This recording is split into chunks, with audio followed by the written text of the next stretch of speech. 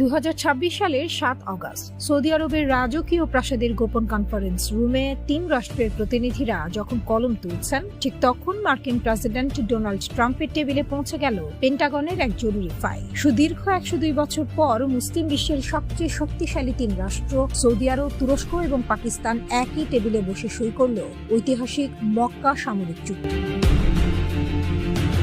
ওয়াশিংটনের ক্ষমতালিন্দে এই খবর পৌঁছানো মাত্রই শুরু হলো তীব্র আলোড়ন। কারণ এটি কোনো সাধারণ চুক্তি নয়। ন্যাটোর ধাঁচে তৈরি এই প্রতিরক্ষা চুক্তির মূল শর্তই হলো 3 দেশের যে কোনো একটির ওপর আক্রমণ মানে বাকি 2 দেশের ওপর হামলা। 1000-এর বেশি আধুনিক ফাইটার জেট, 9000 সাঁজোয়া যান, 34টি সাবমেরিন এবং পাকিস্তানের 170টিরও বেশি পারমাণবিক ওয়ারহেড, সব মিলিয়ে এক নতুন সামরিক পরাশক্তির জন্ম হলো চোখের পলকে।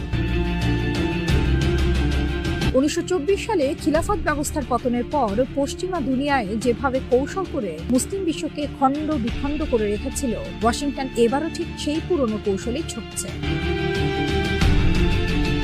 IMF এর ঋণে জর্জরিত পাকিস্তান আর অর্থনৈতিক চাপে থাকা তুরস্ককে ফাঁদে ফেলার জন্য ইতিমধ্যে গোপন চক্রান্ত শুরু করেছে আমেরিকা। ট্রাম্পের লক্ষ্য খুব পরিষ্কার, হুমকি, চাপ আর প্রলোভন দিয়ে এই ত্রিদেশীয় ঐক্যকে বাস্তবায়িত হওয়ার আগেই গুড়িয়ে দেয়া। কিন্তু হিসাব এবার আর এত সহজ নয়। তুরস্কের কাছে রয়েছে ন্যাটোর দ্বিতীয় বৃহত্তম সেনাবাহিনী এবং বিশ্ব কাঁপানো কিজিল এলমা ও তাইকানের মতো পঞ্চম প্রজন্মের স্টেলথ ড্রোন প্রযুক্তি। সৌদি আরবের কাছে রয়েছে বিপুল পেট্রো ডলার ও ওপেকের তেলের দাম নিয়ন্ত্রণের চাবিকাঠি। আর পাকিস্তানের কাছে রয়েছে পরমাণু শক্তি। এই তিনের মেলবন্ধন পশ্চিমের বহু ট্রিলিয়ন ডলারের মারণাস্ত্র ব্যবস্থাকে বড়সড় হুমকির মুখে ফেলে দিয়েছে।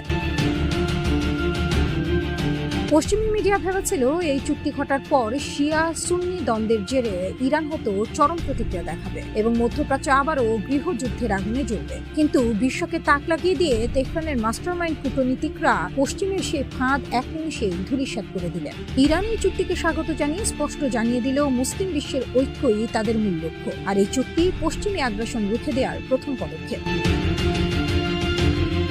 তবে কূটনৈতিক বার্তার পাশাপাশি তেহরান নিজের শক্ত অবস্থান থেকে সৌদি ও তুরস্কের উদ্দেশ্যে ছুড়ে দিল এক কঠিন রাজকীয় হুঁশিয়ারি। শুধু কাগজে কলমে চুক্তি সই করলেই সুরক্ষা আসে না। এতদিন আমেরিকার পায়ে পড়ে থেকেও কি সৌদি নিজেকে নিরাপদ রাখতে পেরেছে? যদি সত্যি সার্বভৌমত্ব চাও, তবে আগে দেশ থেকে আমেরিকান ঘাঁটিগুলো উচ্ছেদ করো। আর তুরস্ককে বলি, ইসরায়েলের সাথে সমস্ত তেল ও অস্ত্রের বাণিজ্য অবিলম্বে বন্ধ করো।